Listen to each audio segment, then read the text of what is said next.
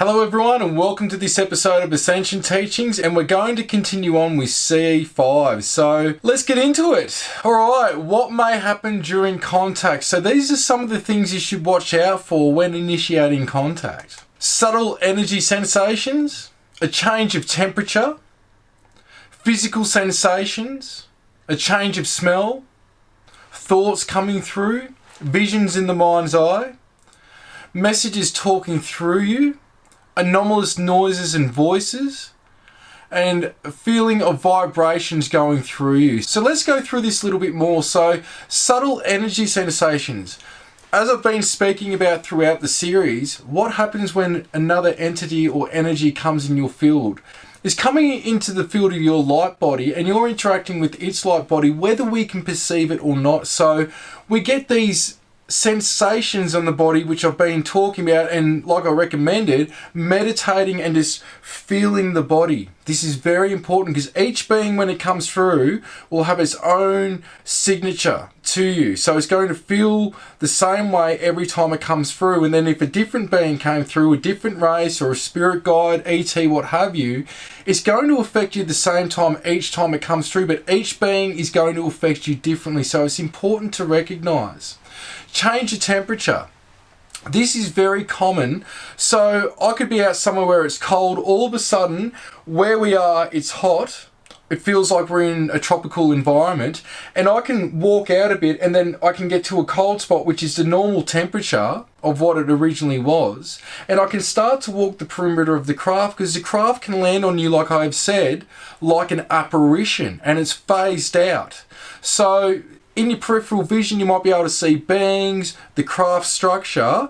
So when you feel that temperature going on, there is something happening. So it's something to be aware of.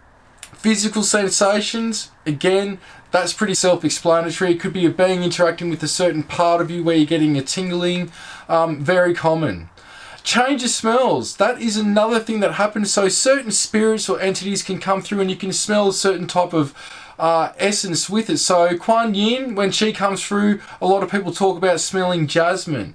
So even the crafts, when I'm on the crafts, predominantly there is like a medical alcohol type smell mixed with a type of flower. Not all of them, just some of them, especially the Orion ones. So each craft has its own smell to it, and the beings do as well. Thoughts. Now, as I've said, that's the main medium that all beings across all planes and dimensions, it's mind-to-mind dialogue. So be aware, thoughts, concepts, ideas. And what I do is I push people a bit when we're doing this. And what I mean by that is when we're having contacts, I'll ask them, who are they? Where are they from? What's their race like? What's their mandate and the reason for them coming through? And you've got 2 minutes to do it. That sounds like a lot, but it starts getting you in the mode and you start to just drop it and just go with it. You can't think when you're doing stuff like this. You can't set a method for doing it except to just do it. That's how the best psychics work. They just do it. So no mind is God's mind, and that's the field where we can meet them halfway.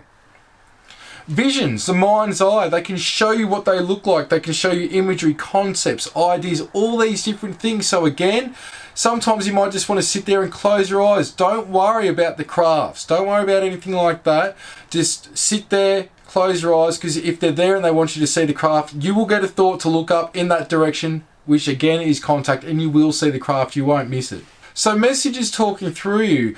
Now, whether it's me or other people I've been with, sometimes we sort of go on a rant for a short period of time with very meaningful information, and the beings can overshadow you, or they can put a download upon you and you'll start talking. So that's another thing that can happen. Anomalous noises. So this could be playing with your electronic equipment, which I'll go into as well. Beeps, tones.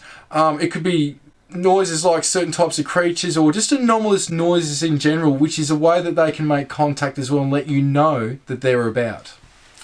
And feeling of vibrations going through, like with the Andromedans when they come through, the Andromedans from the Andromeda galaxy, I just get this entire rush through my body. So you may get rushes of energy going through. It's going to be different with each being. And there's a lot more than this, but I'm just trying to do this in a quick, meaningful manner. So what you might see during contact, flashes of light. very common. I've got this so many times on camera. Manifestations of beings. Again, they can appear physically, but predominantly they might appear as an apparition, starting the phase in. Be on the watch out for that. Orbs, very common. Anything from a pinprick of light up to, it could be the size of a 2-story house or even bigger. Orbs, they're many different things. They are the essence of what we can be in our light body. We can just break down even smaller and be in orb form and travel around. It could be a probing device just coming to check out the group, the environment before they do anything else. But with the orbs, they can be many different things, but just be on the watch out for that, as well as crafts. So again, many different types of crafts: triangles, cigars, orbs of light, flying saucers. Sometimes they're in geometric form. They can be crystalline, they can be structured from light, they can be metallic type crafts. There's so many different types, so just be aware of that. A lot of the times you'll see the crafts scan really high up and then they'll get lower and lower each time as well. Now, streaks of light. Now, there is falling stars, don't get me wrong, they exist. But what I've seen so many times is a craft will come in like a falling star and it will slow right down, and you can see it's a saucer and it will just implode on itself. So sometimes they'll come in very quick, and it does depend when you're inviting them in if they can appear or not. There might be military surveillance going on, their energies might not be so good, so they might just do things like that just to put on a show quickly, just to go, you know, good on you for making an effort, and this is unfortunately what we can do at this time. So just be aware. Apparitions, like I said, the beings can come through in apparition form, wispy, smoky stuff. Static, when you're in the darkness, you can see static. They can be in that static and start to take on form in that as well. Also, light beings, they can just be columns of light or arcs of light.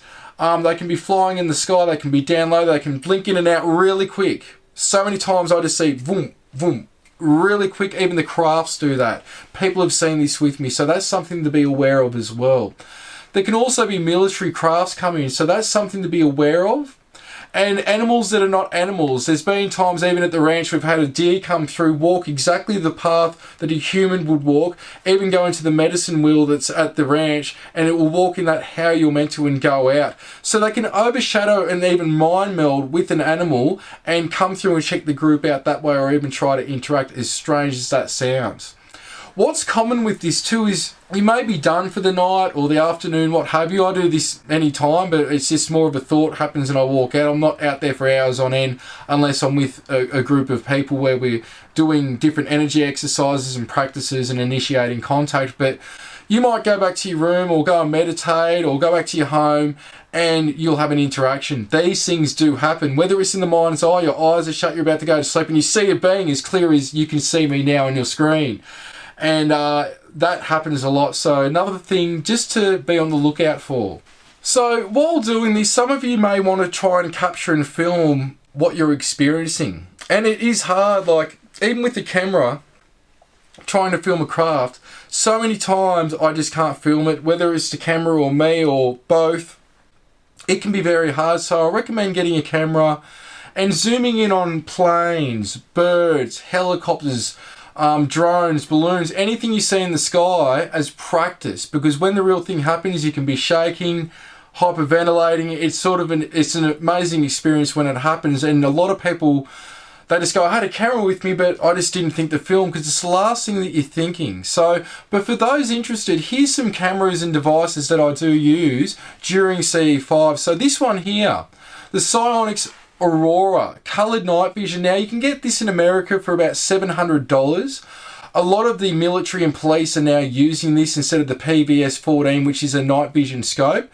Reason being, they're almost on par with each other. This device has a little bit of zoom, not much, but it does a great job for the price. It's coloured night vision, but this films as well, so it's a great little compact device that's also waterproof. Now, during the day, what I'm predominantly using is a Panasonic 4K camera with about 32 times zoom, but it goes up to 1500 in digital. So it's 32 optical and goes up to 1500 digital, which it gets more pixelated as you go along, but it's a great camera to use for daytime stuff. Now, just DSLR cameras in general are great to use. Very expensive. You do have to get different lenses and they can be a lot more expensive than the camera itself. But if you get a 4K one later, you can crop it up and really bring the detail out in the craft without too much pixelation. But sometimes the heavier the camera, it's harder to film. And a tripod's good to use, but not always, because a lot of the time the craft's right above me when I'm trying to film. So it can be hard and it takes a lot of training. That's why I recommend filming planes and whatnot, like I said. Thermal cameras are great for activity down low. So these days you can get a FLIR camera that you insert into your iPhone or Android phone. And now really they only work close up good, but if you've got a small group you might be able to see an apparition. It's basically working like infrared, but it turns the heat signature into certain colors, so you've got a differential in what's going on. So you can actually see bat mats in the roof with them, and the paneling in walls, and even plumbers use them to find blockages in taps, which is pretty cool as well. So that's something you might want to use, but the more money you've got, unfortunately, the better the equipment, which means the better evidence. And these things can go up to like 15,000, 16,000, even beyond that as well. But these you can generally get for a few $100s. The Sony a7S II, I recently just got one myself. This is pretty much top of the line low light camera. Now most Sonys are great to use for taking photos of the stars with long exposure, but in this case, from what I know, this is the only one that does a great job with filming, actually using the video settings. So this might be a camera to look out for. They're about $2,000 American, then you've got to spend a few hundred more just for the lens, but they're absolutely amazing to use. Also the Nikon P1000, there's a P900 as well. They're great. My friend's got one. They're probably about $1,000 you can get them for, give or take. Now filming techniques. During the day, I'm always in the shade, back to the sun, looking up. That way you haven't got the glare. Like I said, film as many things in the sky as you can for practice. A tripod is great to use, so try to use it. Have a quick release if you can't get it on a tripod, and then try and do it manually. And use reference points. You'll see in a lot of my footage, there's a branch or a pole, there's something. Because what happens these days is, even though the camera's got a manual setting and an autofocus setting, most of the manuals still act like autofocus camera, which is so frustrating. So I just leave it on either setting, it doesn't matter, so long as I get, now it depends if you've got a DSLR, then that's really manual and that can be really sharp, but most of the other cameras, which is just a flip camcorder, where you flip the screen out, most of those are just better on autofocus. Try and find the craft near a tree or a pole, line it up, get the camera and then zoom in really quick. It might take you a few goes, but you'll get it, and then lock on it and stay on it. And the slightest movement, you can lose the object as well. The more zoom, the harder it is going to film. That's why I recommend 4K, because again, you can crop it and bring out the details in the craft later. And try to keep it around the middle of the screen.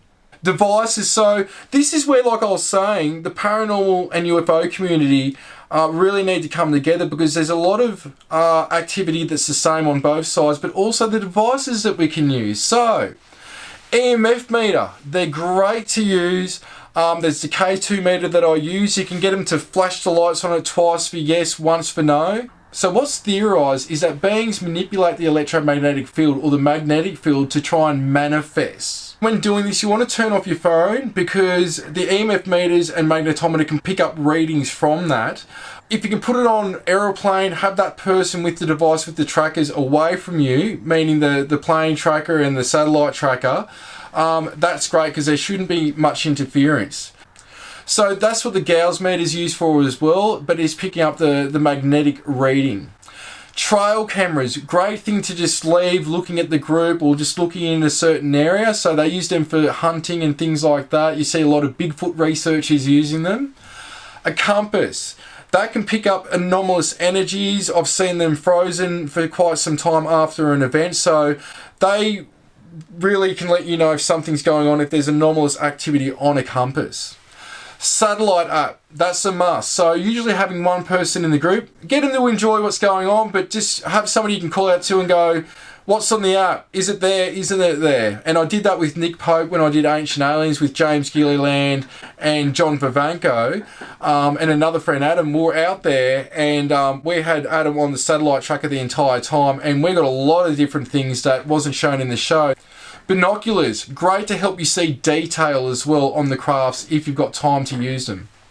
So audio recorders are great to use as well. So what we use that for is EVP. So EVP stands for electronic voice phenomena, which means you could be asking questions, talking, you may pick up weird tones or sounds or beeps on the audio device that you couldn't hear at the time.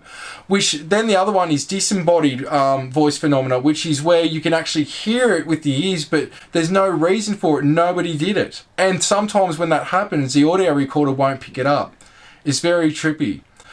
Geiger counter. Heaps of times with landing, trace cases, things of that nature, there is sometimes a type of radiation left over that's unexplainable. So this can just help document evidence. Again, tripod, a normal camera or night vision cameras, whatever you can use, and also a walkie-talkie.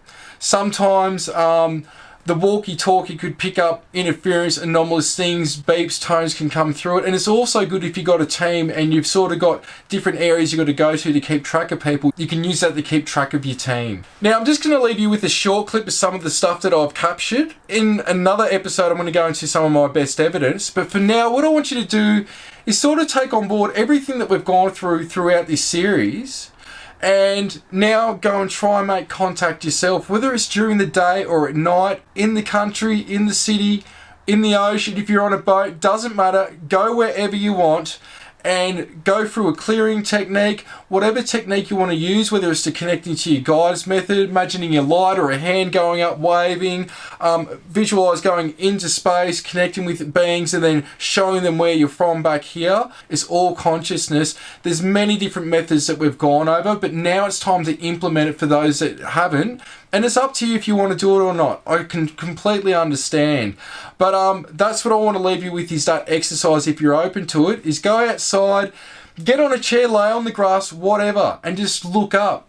And sometimes, especially during the day, it might look like a little tiny star and it'll be flickering, doing some weird stuff. There is discernment you have to use. Sometimes it could be a mylar balloon or a weather balloon. They have been mistaken in the past, though they try to say that for everything these days.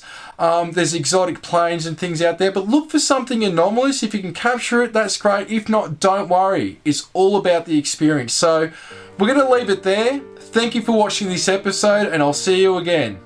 Thank you.